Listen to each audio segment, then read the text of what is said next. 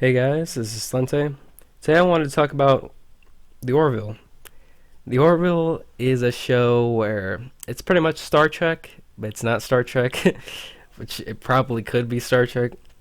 Now, before I get into this, I will say that I've never watched a single episode of the Star Trek series. I've seen, clips and also, of course, the face palming, but other than that, never watched Star Trek ever before. So this is coming from a guy that's never seen anything like it. I guess the closest it would be to watching something Star Trek related would be, or playing something Star Trek related would be Xenosaga. Love that game. It's pretty much the same premise. You have like a whole crew on a ship. That one's it's a little sci-fi. Well, I guess Star Trek is sci-fi, but it's pretty much like that. So the biggest difference between this and regular Star Trek is that this has a lot of comedy in it, especially the first season. And it's kind of interesting because the second season has a lot less comedy, but it still has comedy. But I'm a big fan of the theory that Seth Macfarlane pitched this show as a comedy just to be able to do his own version of Star Trek. Because the first season has a lot more, a lot more funny moments than the second one. The second one, like I said, still has comedy, but it's definitely a lot more Star Trek in that season than this one. And I enjoy them both. I actually rewatched both seasons a couple weeks ago. I meant to do this video a long time ago, but I got tangled up in a bunch of different things. One of the things I love about the show is the characters. Characters are freaking hilarious. Let me just go through all of them real quick. There's Ed Mercer. He's the captain of the Orville. The Orville's the spaceship, by the way. I don't think I mentioned that. He definitely demands respect, as a captain should. He takes charge. And I really like his character arcs because there's a lot of things that happen, a lot of revelations and struggles that he goes through from being a captain, which I think is really interesting.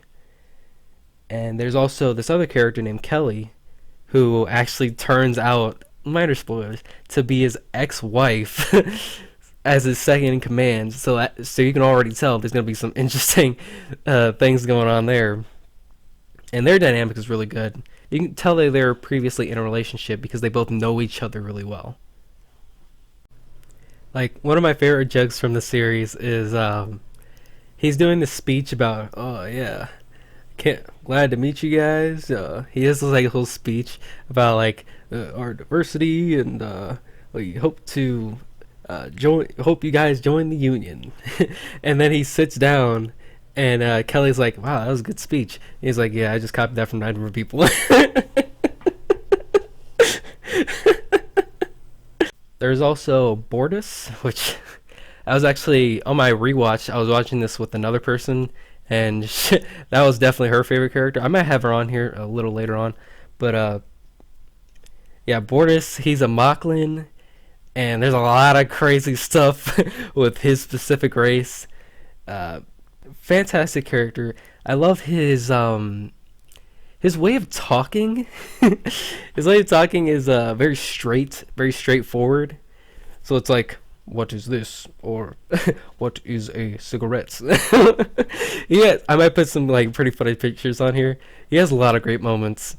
Man, just great character. And then, oh yeah, Bortus also has a mate. I believe his name is Clyden. And of course, they get into a lot of funny things. There's this one thing in one of the episodes. I think it was one of the season 2 episodes. I think where there's this game. You get to learn all about their species throughout the entire seasons. They have this game, and it's like hot potato, except they pass it to each other, and it comes to a point where it activates because I think it's like a metal type thing. And when it activates, it stabs the person through the hand. I'm like, what the I think a lot of it has to do with how unconventional they are. They have a bunch of like very odd traditions and things that may seem very weird to us, but to them it's just completely normal. And there's a lot of like interesting clash between our mankind's traditions and theirs, because they live on a completely different planet. That's their way of life. So there's a lot of interesting things you learn about them. There's also Isaac. He is a Kalon who is an advanced species. He always makes it known. He's like, oh, my intelligence is higher than yours, so I can obviously do this better than you. He also goes through a great character arc himself. And I don't know why I've always been interested in the character archetype of robots having feelings and androids. That's just always fascinated me, so I pretty much automatically like Isaac. Then you find out a lot about his race. Eventually, you actually go to his planet. It's crazy. Like I said, go see this show if anything that I'm saying is, really cool to you. There's also Dr.Finn, who is the doctor of the ship. She kind of serves as this motherly sort of, well, she is a mother. She has two kids on board the ship with her, and her relationship with her two kids gets involved with someone else on the ship. I won't spoil that, but that's kind of just whatever. Since she's the oldest, she's obviously the wisest person on the ship. So there's actually even a point where she counsels certain couples. She does like marriage counseling. It's really funny. It's really great. There's also Yaphet. He's this big giant blob that talks, and he's hilarious. He can morph into all these different things, and you always see him like crawling through spaces and doing a bunch of other stuff that only he could do. That's like the cool part of having a bunch of different types of alien races on the ship, is that you really get to see all of their different biology really stand out from each other. And how could I forget my favorite character, Olara?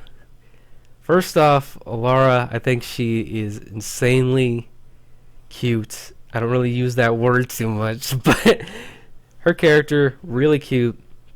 The actress herself, need I say more? The thing I love about Olara is that she's the youngest on the ship, so she has a lot more to learn than anybody else that actually works on it, that actually works on the ship. And I think it's very relatable for me, because I'm pretty young still, and I have a lot to learn still. And I know it comes to a point in your life where it's like you've learned a lot, but there's still so much to learn. There's infinite amount of things to know. So I feel like I can really relate to Olara in that sense. And the thing about season 1 is that I actually liked it a lot more the second time around. And one of the episodes, it was titled Firestorm. And I was really weirded out because when I watched it the first time, I like to rank all the episodes. That was like one of my least favorite episodes. And I was very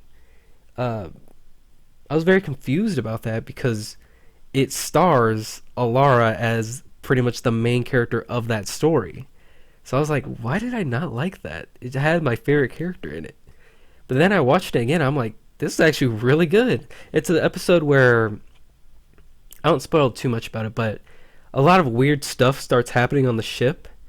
And Olara, as the security, oh yeah, she's the security of the ship. So she has to figure out what the hell is going on.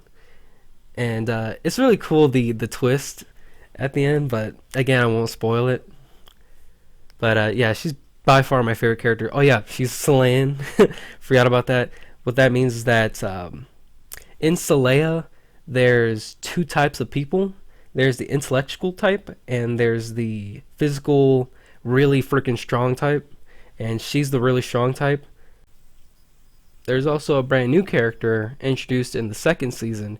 Her name is Hala. Now, because of how she gets introduced and introduced for, I didn't really like her that much in the second season. The first time, at least.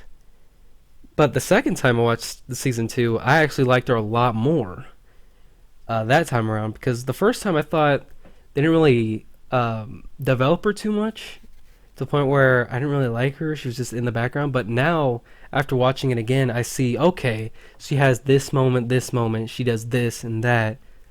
And now I actually really like her. She's kind of this strict but has a heart kind of character. There's also John Lamar.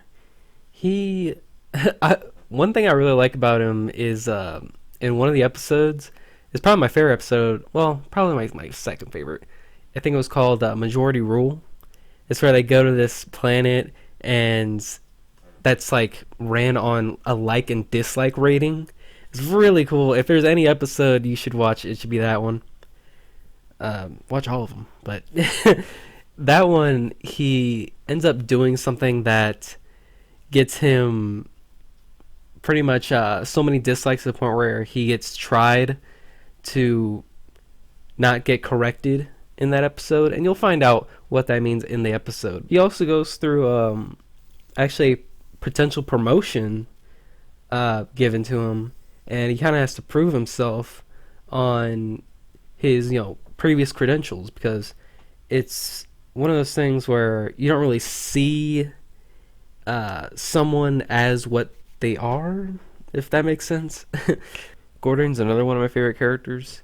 He's the best friend of the captain, Ed Mercer, and he's also the pilot of the ship. He's like one of the best pilots in the fleet. And the cool thing about him is that he always has something funny to say in every situation. So he kind of lightens up the mood in more serious situations. And he kind of says like pretty much what you're thinking out loud. He has some pretty good episodes in the second season that are focused around him. I've really grown to like a lot of these character-centered episodes. But yeah, that's pretty much all of like the major characters in the show. Another thing that I really like about the show is I think this is just a Seth MacFarlane thing, but the show and how it goes from scene to scene and ends each episode is it's very reminiscent of Family Guy, because they always had like the little scene before with like a music track, and then they go into the scene. I don't know if that's just a Seth MacFarlane thing, or if that's just like a TV show thing. It's been a long time since I watched regular TV. But I thought that was really cool. I was like, that reminds me a lot of Family Guy. These transitions between scenes. Because in Family Guy they'll have the house at the end where everything comes together at the end of the episode. Obviously the show is on a budget, so it doesn't like visually look amazing or stunning or anything. But they have some pretty good set pieces. I might try to put some pictures of some of my favorite looking scenes in this. But they're also, I think they're about to make an announcement this weekend at Comic-Con, because I know season 3 already got announced, but I don't think we have a date or anything of what it's going to be like. They're also having a comic book which just released just recently that I think it was called like season 1.5. It tells like the story, what happened in between the season. I might actually check that out. I highly recommend the show. It's really funny. If you like Star Trek, if you like space travel, if you like comedy, then this is pretty much the show for you. Again, I'm not a Star Trek fan. I freaking loved it. So that's it for this video, and I'll see you guys next time. The what? I don't want too many spoilers. What? Say something that's not like a spoiler. About him. So one thing about him. Oh, I like the episode where he found some chewing gum, and he started chewing it and making all this noise, and everybody was like, "What is he doing?" That was a funny. Smoking. Oh, and then he was smoking. Yeah, that was funny. Chewing gum because he was smoking. Oh yeah, he was chewing gum because he got addicted to smoking. So he found out, they were smoking like packs and packs of cigarettes a day. So that was funny. So you like the show? Yeah, it's hilarious.